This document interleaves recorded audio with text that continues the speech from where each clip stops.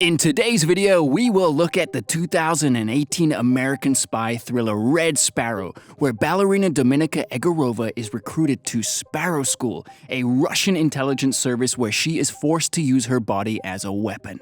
Her first mission, targeting a CIA agent, threatens to unravel the security of both nations. Spoilers ahead, you have been warned. Now like the video and subscribe to the channel if you enjoyed this video. In the opening scenes of the movie, we are introduced to our two lead characters, Dominika Egorova and Nate Nash. The setting is modern-day Russia. Dominika is listening to music whilst Nate is listening to a coded recording.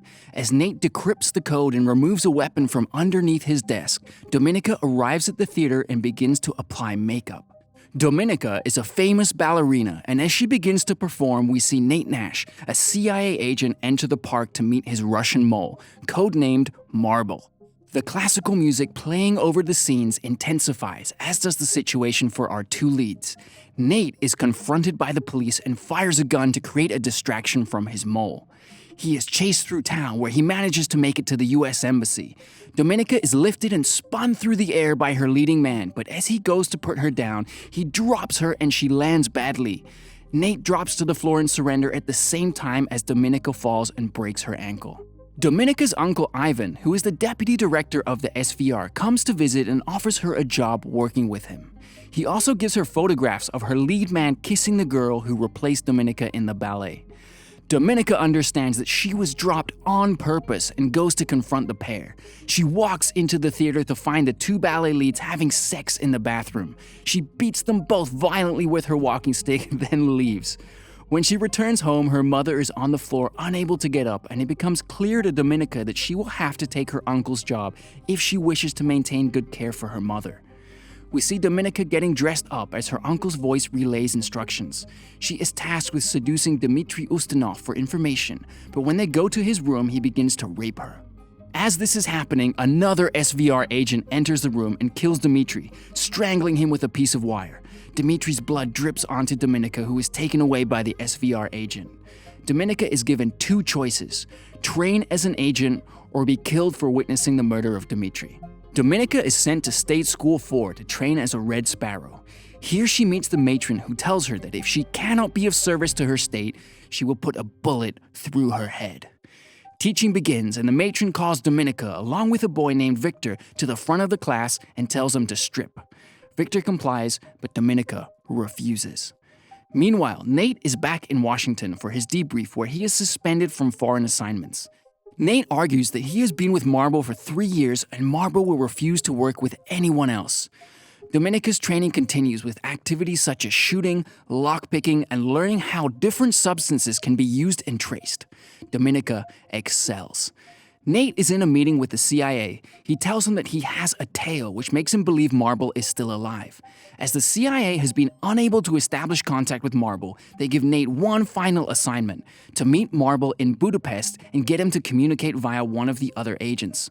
At State School 4, Matron tells the class the purpose of a Red Sparrow.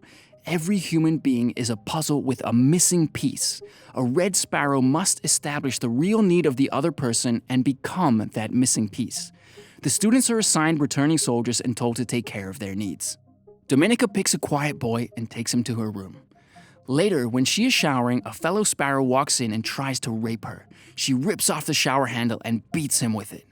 Dominika's uncle, Ivan, is in a meeting with the senior members of the SVR, including General Korchnoi, to discuss Nate. They are aware that Nate will be trying to establish contact with their mole, and they are keen to send in another agent to establish the mole's identity. Though Dominika has caused friction with the matron due to her continued refusal to obey orders, she is given the assignment in Budapest. She must get close to Nate, establish trust, and find the mole. Dominika moves into an apartment alongside another agent called Marta. She is quick to establish contact with Nate, but he is quick to realize that she is a Russian agent. Dominika inspects Marta's room and discovers that she is assigned to buy classified intelligence from a senior US staff member, Stephanie Boucher. Nate has invited Dominika to dinner, but she doesn't show, instead waiting outside for him to leave. She then follows him back to his apartment and gets him to talk about the incident in the park that we witnessed at the beginning of the movie. Dominica is contacted by Ivan. She tells him that she is building trust with Nate and has extracted information about the night in the park. When Ivan pushes her, asking why she is not working more quickly, Dominica says that she is helping Marta with her assignment. When Dominica returns to her apartment, Marta has been brutally murdered for sharing the details of her assignment, and Dominica is threatened with the same if she fails to deliver results. Dominica goes to Nate and tells him everything. He offers her a position working for the CIA and tells her that he would never treat her how her uncle does. Dominica passes a lie detector given by the CIA and takes up their first assignment to meet with Miss Boucher and swap the intelligence for fake discs to give to the Russians. She completes this task, but as she leaves the hotel, she is captured by the Russians and taken home. Here, she is tortured. We see her repeatedly asked if she gave Miss Boucher to the Americans. The first time she says no, she is stripped naked, locked in a room with her hands tied to the ceiling. Water pours down on her and there are blasts of intensely heavy metal music. The second time Dominica says no, she is beaten with a hammer across her legs, arms, and finally her head. The final time Dominica says that she did not give Miss Boucher to the Americans, she is threatened with a gun. But when the trigger is pulled, it becomes clear it wasn't loaded. Ivan enters the room to talk to Dominica. He tells her that he can only provide so much protection for her. She responds by telling her uncle that this was all part of her strategy. She had to make the Americans believe her credibility. She needed to give Nate a reason to believe her, and now that she has been tortured, Nate will have total trust in her. Dominica asks her uncle to let her go back and prove that she can get the job done efficiently. At this point, we are left to wonder, whose side is she really on? Upon Dominica's return to Budapest, she is reunited with Nate. They passionately embrace, and the care they have for each other seems to be genuine. However, in the middle of the night, Dominica awakes to find that Nate is no longer asleep next to her. She walks out into the kitchen where she sees Nate tied to a chair, an SVR agent slowly torturing him. At first, we see the shock on Dominica's face, but she knows what she must do, and we soon see the distant look return to her eyes. She offers to help extract information from Nate by peeling off slices of his skin. Nate yells out in pain, but Dominica continues. As the trust builds between Dominica and the SVR agent, he lets down his guard just long enough for Dominica to attack him and free Nate. The two of them work together to bring down the Russian, but not without sustaining wounds and injuries themselves. As Dominica recovers in hospital, it looks like it is all over for her. She has blown her cover to the Russians by saving Nate's life, and she has no further cards to play. General Korchnoi comes to talk to her, a man who we have seen to be steadfast and intimidating throughout the movie. Just as all hope is lost, Korchnoi makes the shocking confession that it is he who is the mole. Korchnoi is impressed by Dominica's work and dedication and wants her to give him up in order to gain the full trust of the Russians. She can then take over his role by giving Russian intelligence to the USA. Korchnoi accepts his fate and awaits the arrival of the Russians to impose his imminent death. A team of Russians and Americans gather on the airfield to trade moles. Nate holds onto Dominica's arm and asks how she was able to give up the mole so easily. He is disappointed in her decision. We see Marble step out of the helicopter with a bag over his head.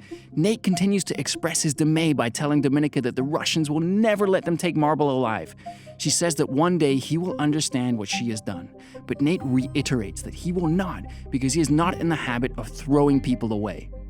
Dominica begins to move towards the Russians, Marble towards the Americans. All that is left is for Nate to confirm the mole's identity.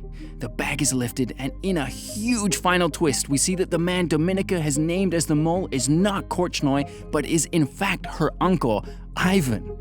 In a sequence of flashbacks, we see that Dominica has worked for a long time to implicate her uncle, removing a glass from Nate's apartment and placing it in Ivan's and opening a bank account in Ivan's name into which she got the CIA to transfer money. There is a look of resignation in Ivan's eyes, and as he passes Dominica, he says, "You have killed me." Her response to him is, "Didn't I do it well, uncle?" They walk past each other, but as Ivan approaches the Americans, he is shot dead. The Russians grab Dominica, who is in shock, and push her into the helicopter. She is later receiving a Medal of Honor from the Russians. Korchnoi gives her a nod as everyone applauds.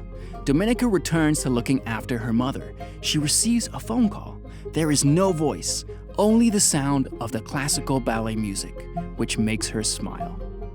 Thanks for watching. Make sure to like the video if you enjoyed it and subscribe to the channel to see more of these movie summaries.